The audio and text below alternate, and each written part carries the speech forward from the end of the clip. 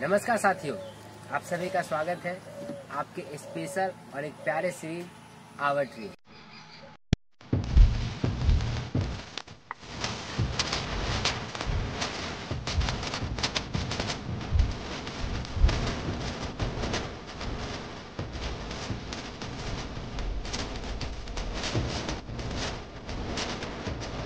इस सीरीज में हम लोग हर एक लेक्चर में एक ट्री के बारे में बात करते हैं। उनके बारे में बात करना इसलिए ज़रूरी होता है कि जिससे हम उसका इम्पोर्टेंस समझ सकें, और जो अपना पहले से विजन है इस बात को लेके कि ट्री का सिर्फ ऑक्सीजन या सिर्फ हवा देना इम्पोर्टेंस नहीं है, इसका और भी बहुत यूज है। तो आज का जो हमारा ट्री है जिसके बारे में चर्चा करेंगे वो इम्पोर्टेंट तो इकोलॉजिकली है ही, लेकिन हम लोग के रिलीजन में इसको बहुत ज़्यादा वैल्यू भी दिया गया, क्योंकि इसको एज ए हम लोग पूजा भी करते हैं, और चूँकि कल्चर का इम्पोर्टेंस ज़्यादा है इसलिए हम लोग इसके थोड़ा ज़्यादा रिस्पेक्ट करते हैं। वो है बनियान। तो सबसे पहले मैं चाहता हूँ कि आप लोग देख लें कि ये अपने पास बनियान ट्री है, और इसका जो जनरली बेसिक आइडेंटिफिकेशन की अगर बात करें तो इसका कॉमन नेम हम लोग को बनियान दिखेगा। इंडियन फिग ट्री बोल सकते हैं, वट वृक्ष बोल सकते हैं, या बरगद पेड़ से। साइंटिफिक नेम अगर इसका बात करें तो फिक्सस काटना मत। इसका साइंटिफिक नेम की बात करें तो इसका फिक्सस बेंगालेंसिस होता है, और यह फैमिली से बिलोंग करता है मोरासियाई। ये फैमिली इम्पॉर्टेंट है, याद रखना कि इसकी फैमिली मोरासियाई है। हर एक रीजन में इसका अलग अलग नाम होता है। जैसे हिंदी में इसको बरगद बोलते हैं, संस्कृत में देखें तो वट वृक्ष के नाम से जानते हैं, तमिल में आलमरान के नाम से जानते हैं, बंगाली में बॉट गाछ के नाम से। जनरली ये ट्री एवरग्रीन होता है, लेकिन किसी किसी सीजन में अपने कुछ पत्ते को सीड करता है, सब पत्ते को सीड नहीं करता, इसलिए एवरग्रीन ट्री हम लोग जनरली इसको बोलते हैं। अगर बात हम इसके रीजन की करें कि किस रीजन में पाया जाता है, तो इंडियन सब कॉन्टिनेंट में इंडिया, श्रीलंका, नेपाल, म्यांमार में पाया जाता है। इसका जो मॉर्फोलॉजिकल मतलब इसका फिजिकल फीचर क्या है, इसका हाइट 20 से 30 मीटर का है, और ये 100 मीटर तक जा सकता है। आप इसका हाइट देख भी सकते हैं, हालांकि ये अभी बहुत छोटा है, इसका हाइट बहुत बड़ा तक जा सकता है। अगर हम ओल्ड का बात करें तो और भी इससे बड़ा आपको देखने को मिलेगा।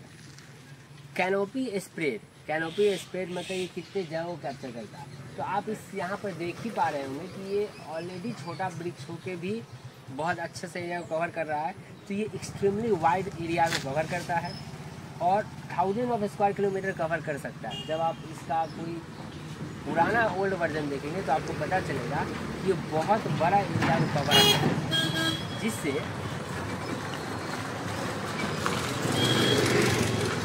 प्रॉफिट क्या होता है कि ये एक बड़ा एरिया में इन्फ्लुएंस है। अब अगर हम इसके बाल की बात करें, इसका बाल अगर आप देखेंगे, ये आप ऊपर का परत देखेंगे तो आपको ग्रेइश ब्राउन दिखेगा, थोड़ा सा रफ दिखेगा, ठीक है। और फीसस है, फीसस मैंने पहले चर्चा किया था कि ऐसा थोड़ा कट है। आप देख सकते हैं कि ये प्लेन नहीं है, क्या है, कट है, that is called faeces. Okay. अब अगर हम इसके लिप्स की बात करें तो आप एक बार लिप्स देखिए। इसका लिप्स ब्रॉड हो सकता है, ओवल हो सकता है, लेजर हो सकता है, ग्लोसी ग्रीन हो सकता है। एक बार आप फिर से अच्छे से इसके लिप्स को देख लें। अगर हम इसके फ्लावर की बात करें, हालांकि अभी फ्लावर यहाँ कम देखने को मिल रहा है, तो स्मॉल है, इनक्लोज फ्लावर है। ये फिग के अंदर। फिग क्या है, क्योंकि इसका पॉलिनेटेड फिग वास्प से होता है।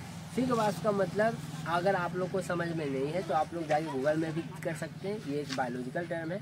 नहीं तो आप कमेंट जरूर करें, मैं इस पर वीडियो बना दूँगा। उसके बाद अगर इसका फ्रूट देखें तो स्मॉल रेड होता है। आप इसका फ्रूट को देखेंगे, यहाँ पर फ्रूट है, ये एक छोटा सा होता है, और स्मॉल रेड आपको देखने को मिलेगा। इसका edible for birds and bat, ये बर्ड्स और बैट के लिए बनता है। आप बर्ड्स और बैट इसे खा सकते हैं, इंसान नहीं खा सकते। सो आप प्लीज़ ट्राई मत कीजिए। इसका रूट की बात करें तो क्या करता है, ये बहुत बड़ा एरिया कवर करता है। जैसे यहाँ पर तो बहुत सारा चीज़ यहाँ रखा हुआ है, ठीक है, क्योंकि इंडिया में ये भी एक बड़ा प्रॉब्लम है, इसको हम लोग अच्छे से नहीं करते हैं, हम लोग इस पर भी काम करते हैं। तो रूट यहाँ ये नया वृक्ष है, छोटा रूट है, इसके बाद और ज़्यादा रूट होने से क्या करेगा, ये सॉइल को ज़्यादा पकड़े रहेगा। ग्रोथ रेट की अगर हम बात करें तो मॉडरेट है लेकिन कंटिन्यूअस होता है, मतलब इसका ग्रोथ रेट धीरे धीरे होता है लेकिन हमेशा चलता है, कभी रुकने वाला नहीं है। और बहुत लंबा लिविंग होता है इसका, कम से कम 200 से 500 सालों तक ये रहता है या उससे ज़्यादा भी रह सकता है। इसलिए शायद हम लोग अपने रिलीजन के अंदर में इसे क्या कहते हैं, भगवान का सीजनल। अभी हम लोगों ने जस्ट बात किया कि ये एवरग्रीन है और कभी कभी अपने पत्तों में क्या करता है, शेड करता है कुछ एरिया। अगर बात हम इकोलॉजिकल और इन्वायरमेंट की करें, क्योंकि हम लोगों ने बात किया इसका आइडेंटिफिकेशन के बारे में, इनके यूजेज के बारे में। अब हम अगर बात इसके इकोलॉजिकल और इन्वायरमेंटल रोल की करें तो सबसे पहला बर्ड्स है, बैट है, स्क्वायरल है, इंसेक्ट्स है, इनका एक घर है। यहाँ आप देख भी सकते हैं, आपने आवाज़ भी सुना होगा बहुत सारा। इनका एक घर है, यहाँ पर ये रहते हैं। इसलिए हमारे कल्चर में बड़ वृक्ष के पास यानी बनियान ट्री के पास आने के लिए बहुत लोगों को कम मना किया जाता है, क्योंकि ये सिर्फ हमारा घर नहीं है और लोगों का भी घर। इसका रूट जो है स्टेबलाइज करता है सॉइल को। क्यों? क्योंकि हम लोगों ने जस्ट देखा कि बड़ा एरिया में कैप्चर किया जाता है। बड़ा एरिया में कैप्चर करने से होता क्या है कि सॉइल को क्या करेगा, पकड़ के बैठेगा, स्टेबलाइज करेगा और सॉइल इरोजन से बचाएगा। उसके बाद चूँकि यह डेंस शेड है, अभी छोटा मतलब लमसम ये 5 साल का पेड़ होगा या 10 साल के अंदर का पेड़ होगा, तब ये ऐसा स्थिति है। तो ये टेम्परेचर क्या करता है, मेंटेन करता है। अगर ऐसा बहुत सारा पेड़ रहे तो हमारा जो गर्मी है वो कम होगा। और अभी जो आप देख रहे होंगे कि टेम्परेचर चेंज का जो बहुत बड़ा प्रॉब्लम है, शायद इन सभी का कारण है कि ये सब पेड़ का अमाउंट कम हो चुका है। तो टेम्परेचर को मॉडरेट करने का काम करेगा। उसके बाद इसका सबसे इम्पोर्टेंट यूज है कि जितने भी पॉल्यूशन सबस्टांसेस को कैप्चर करता है, इसे हम कार्बन सिक्वेस्ट्रेशन बोलते हैं, क्योंकि ये जितने भी पॉल्यूटेड चीज़ को क्या करेगा, अपने आप में कैप्चर कर लेगा। और यही इसका खासियत है, ये पूरा एरिया को क्या करेगा, आप पॉल्यूशन फ्री करके रखिएगा। पॉलिनेशन के भी हमने जस्ट बात किया कि फिग वास्प पे पॉलिनेशन होता है। आपको अगर नहीं समझ में आ रहा है तो आप सर्च कर सकते हैं या आप कमेंट कर सकते हैं। रीजनरेशन क्या करेगा, capable of vegetative propagation survive सर्परली, मतलब वेजिटेटिव प्रोपगेशन ले सकता है।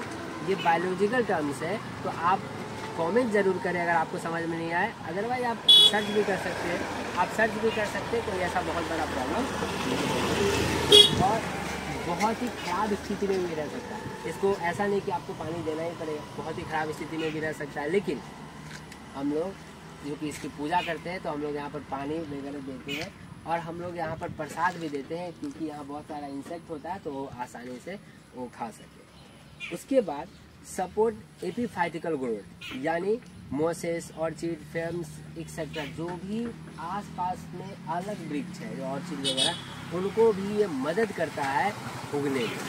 तो अभी तक हम लोगों ने बस 3 टॉपिक को कवर अप किया है। इसके आगे वाला दूसरे पार्ट में हम लोग और टॉपिक को कवर अप करेंगे, क्योंकि हम लोग का मानना है, क्योंकि हम लोग को ऐसा नहीं, हम लोग इस टॉपिक के इसके पार्ट 2 में कवर अप करेंगे इसके बाद बाकी चीज़ें, और बाद बाकी चीज़ें कवर करने के बाद आप इसके पूरे इम्पोर्टेंस को समझ सकते हैं। तो आशा करता हूँ कि आप लोग को ये वीडियो मज़ा आया होगा। आप लोग प्लीज़ इसे अच्छे से देखें और हमारे नोट्स टेलीग्राम में मिल जाएंगे आपको, या डिस्क्रिप्शन में भी छोटा नोट्स मिल जाएगा, आप जाके वहाँ देख सकते हैं। चलिए मिलते हैं फिर अगले पार्ट में। जय हिंद, जय भारत।